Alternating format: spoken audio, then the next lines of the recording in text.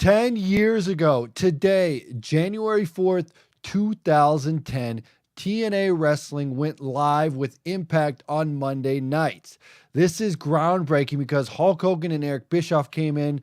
They were teamed up with Vince Russo, who was a writer at the time. They basically figured everything out. They had some issues from WCW, but they got that ironed out. And they decided, as one of the things they wanted to do when they came in, Bischoff and Hogan, was that they wanted to go live on Monday nights against the WWE. And Dixie Carter, who really didn't know anything about wrestling, that could understand that this was a bad idea. Not saying Dixie didn't know anything about wrestling, but she didn't really understand what they were getting into by doing this. What she decided was to listen to Hulk Hogan and Eric Bischoff saying, yeah, they had their stuff in the past, so they probably know what they want to do.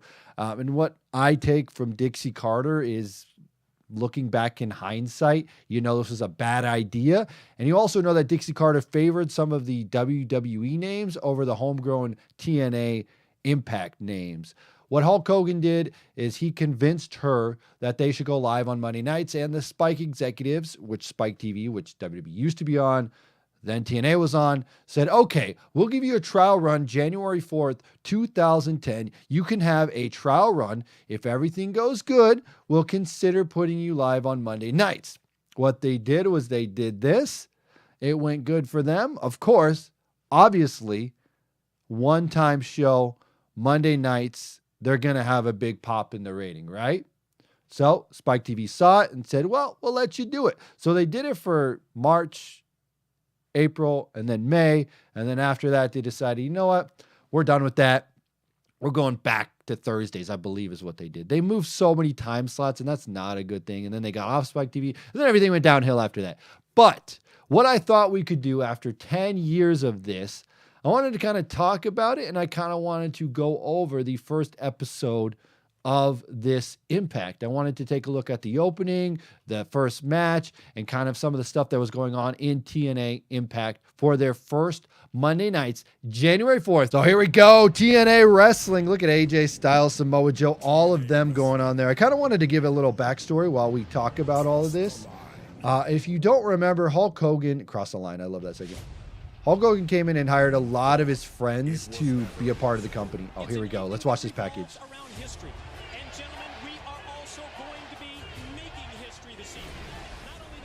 They just, like, they constantly, I feel like they constantly just talk about the history of Impact. They constantly always go back to NWA TNA, and they constantly talk about it. I mean, this was a monumental moment. I was hoping we were going to get something awesome here, but we obviously did not get something that was as good as we wanted. They show all these names. You got Kurt Angle, which was a big moment. Samoa Joe was awesome at the time. But again, like I said, Dixie and Hogan, and they all brought in all their friends. I think there was a lot of people that came back, if I could remember this. We had Scott Hall, Sean Waltman, Sting, Jeff Jarrett, Jeff Hardy, Ric Flair, Sean Morley, Nasty Boys, Orlando Jordan, Bubba the Love Sponge, Hogan, and Bischoff. And then Vince countered. WWE had to counter this, and they had Bret Hart return for the first time in the company since the Screw Job, so that was cool. So here we go, Monday night, January 4th. We're taking a look at the first part of this Impact. I don't think we'll watch the entire episode, but we'll just take a look at this first segment and kind of take a look at it. See, the big issue here, the big issue I never liked with this version of Impact Time for a Change is this, like, oh yeah, this was during the era where everything that they did here basically had a little tagline to it, and then there was like this weird backstage camera stuff. I don't know if it was in this version, but when Hogan came in and Bischoff came in, they were producing it like a weird television show, like a reality type television show that they tried to go into. Again, there was good and bad out of this episode, but I will say that they kind of tried to create another war, and as we know, that didn't really work out. Take a look at it, though, like where AEW is now and how awesome they're doing, and how they're on Wednesday, and they decided, yeah, we're gonna go live, but we're not gonna compete with Monday Night Raw or Friday Night SmackDown. We're just gonna do Wednesday, and that's what we're gonna do. And they got that segment of the audience, and I think it works really good there. The difference between what's going on here with what's going on in AEW is that AEW has a billionaire backer, which TNA Impact did not. So that's the big difference there. We got Taz and Tenay. I like Mike Tenay. Taz FTW 13. I always thought that was a great thing there. Oh my gosh. They really pushed Hulk Hogan so much here. That's one of those things that I really wasn't a huge fan of, is the fact that they pushed Hogan so much on this episode of Impact. Is like, I get it, he's a name, and he's like one of the biggest names in the biz, but like, you have all this talent. I mean, I guess they're opening with some crazy stuff, but I remember they had a lot of people in the front crowd that were wearing like Hulk Hogan t-shirts. So this is the Steel Asylum thing we're looking at. I can't remember who all these people are.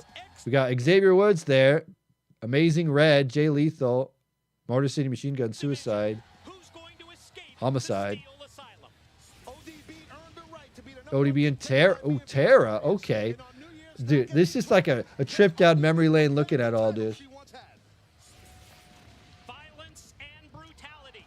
It's definitely... Oh, Barbed Wire Massacre? Okay.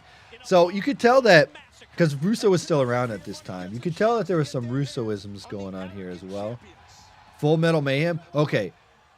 So if you're looking at this, right, and you're thinking about popping the show here, and you're trying to get Spike to love it, they convinced Spike this was a good idea. They did everything. Like, of course they're going to be get a good rating here when they're putting all the chips in there and pushing it right there. Let's see what footage we got. So here's Bubba the Love Sponge. When you watch wrestling, what do you want to see different for TNA? I just want to see some of the old school. I want to see some wrestling. I don't want to see some of this kid that we see nowadays. I want to see the stuff I grew up on. Back when Hulk Hogan was with Andre the Giant, the Ultimate Warrior, I want to see wrestling. What brings you out here tonight, honey? What the? Okay, can we stop for a second? I want to see Hulk Hogan and Andre the Giant. That's not going to happen. What? Okay, anyway, wrong person interview there. What else? They're hot. They're sweaty. They're big. I love them. What do you expect from wrestling in the new TNA? What do you expect, buddy? I expect that pro wrestling is going to get a change.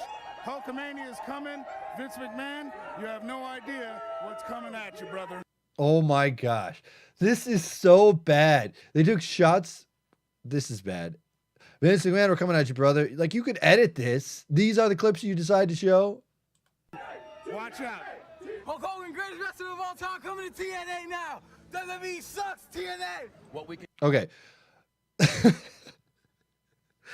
People give AEW a bunch of crap for poking fun on Twitter and stuff, but what the heck? Literally what they did here was anybody wearing a Hogan shirt or a Bubba the Love Sponge, Bubba Army thing, whatever, they literally showed them on camera.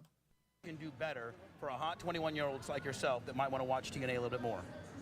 Just the kiddie stuff, you know. I'm not a 5-year-old. I like to see the guys get down and dirty, you know, blood, chairs on the head, all that good stuff.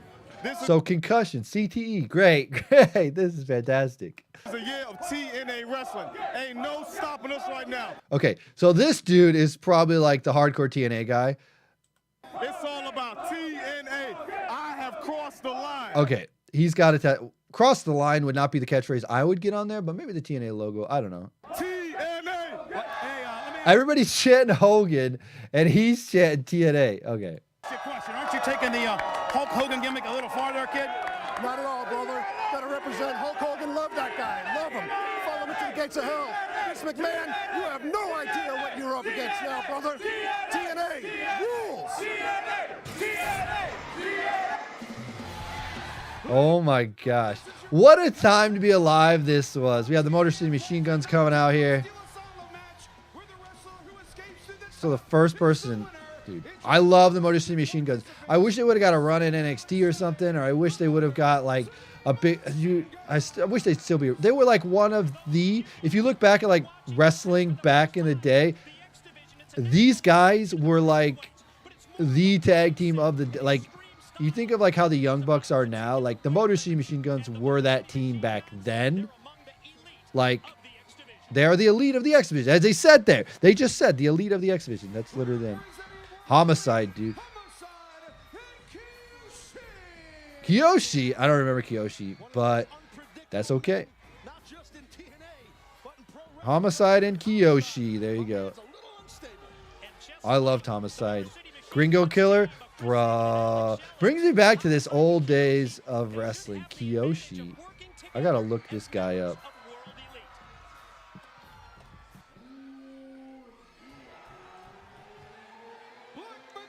Akira Raijin is his name? Okay. Lethal Consequences. There it is. Xavier Woods. Consequences, Green, and Jay Lethal. So this is a tag team thing. First person to get out is your winner here, I guess, is how this is going to work out. And I think there's got Suicide. Suicide was their video game character if you didn't ever play the game. Was this Daniels? So anyway, there is a lot of people that played Suicide. He's going solo, so it wasn't a tag thing. I don't understand this. They were just trying to get a lot of people on the show. They put this little dome here. So the idea is the first person to escape this is your winner here, I guess. It was a cool concept. Okay, this Amazing Red as well. He's the X Division champion. I don't think this was for the title. Okay, this is the problem I have with this. I feel as if TNA papered the crowd with these Hogan shirts. I don't believe that everybody had the Hulk Hogan t-shirts. I feel like they papered the crowd with the Hogan. Like, they're like, wear these shirts. They're free, wear them. And that doesn't sit right with me. I just don't like that. Maybe. I don't know. It just feels like, seriously. This song is lit. Anyway, Amazing Red X Division title. Let's go. Red is still doing it today. He's still wrestling to this day. He retired and then came back again, but that's the name of the game. Red is like he's like the guy, the old school guy, the indie guy who made it. Dude, just think about the Red low-key stuff. Man, that was sick back in the day. So we're going to take a look at this match here. And we will look at this.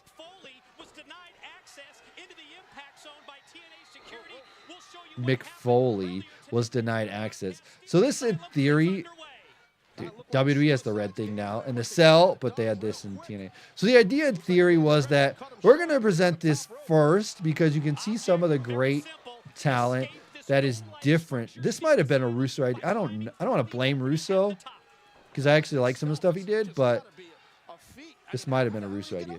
So, or not, who knows. So basically you have to go in this match. You got to do some crazy stuff. They wanted it to be different. It is different. If you tune in on Monday nights and you see this versus anything on WWE, it's completely different. They wanted to start hot with a wrestling match. Jay Lethal and Xavier. Look at the time and where these wrestlers have gone at this point. They're trying to climb out of this thing. It's a very weird concept for a match that I'm not a huge fan of. I don't really like the concept of the match, to be honest. I think it's just kind of a weird thing. You can't really see. The bars aren't friendly. You know what? AEW's doing a steel cage match. I wonder if they're going to do this bar steel cage stuff, or if they're not. It's not about weight limits. It's about no limits. How many times have they ever said that? Again, this is not presented very well. There's just like a bunch of stuff going on here. All right, can we go to forward where Homicide screws up and can't get out? Okay, so I think if we continue on here. Oh no, Homicide. All right, went too far. So Homicide, here's what happens.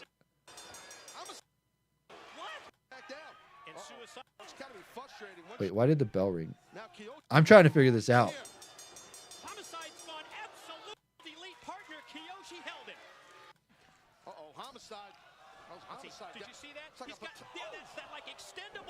Is that it? Is this what?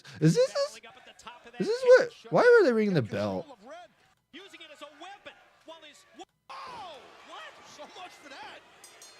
They're throwing the match out.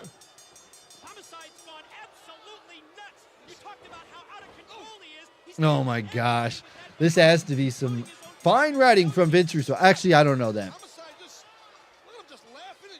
So they rang the bell already. A no contest? What? I do not remember that being an... Is it because... I don't understand. Wow. Okay. This is crap. Why would they have a no contest in their first match ever? Homicide's trying to get out.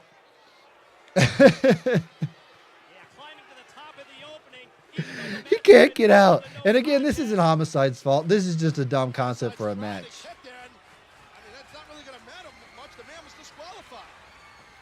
He can't get out. Suicide's coming up. All the other guys are coming up. Did they edit this? They might have edited it. Yeah, they edited this for sure.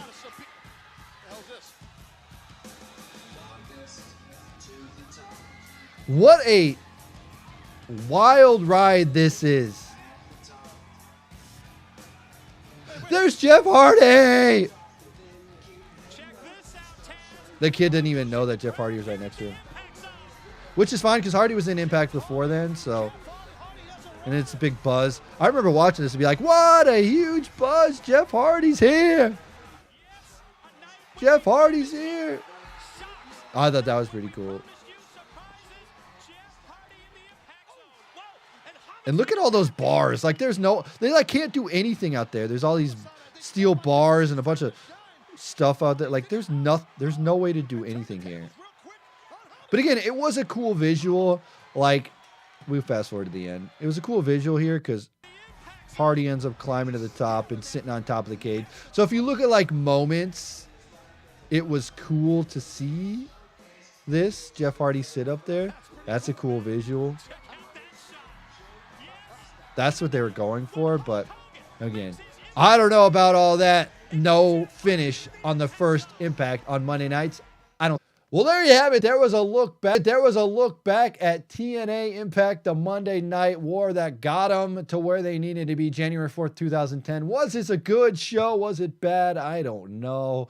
It definitely was something. It got them to Monday nights. It got them. In hindsight, you look back and you think it was the dumbest move ever. They spent so much money. They blew through all this money. They had Hogan, Bischoff that really didn't do much for them. They should have stayed doing the thing that they were doing and was building themselves as their own company instead of trying to compete with WWE. As we know with AEW, they're doing their own thing. They have a different look to what they're doing. They're making their entertainment based off of what they want their wrestling to be, and I like it. Not to say that AEW is flawless, but I will say this.